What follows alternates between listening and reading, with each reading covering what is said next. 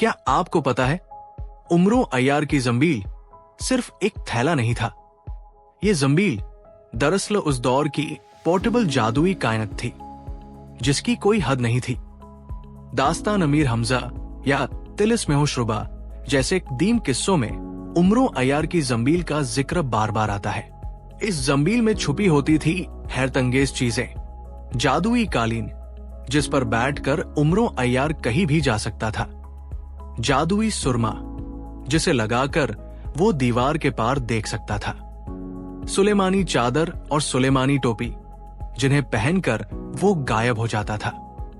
कहा जाता है कि उस जंबील में ज़मा व मकान की कैद नहीं थी, यानी उमरों अय्यार सिर्फ एक किरदार नहीं बल्कि हमारे अदब का पहला जादूगर जासूस था।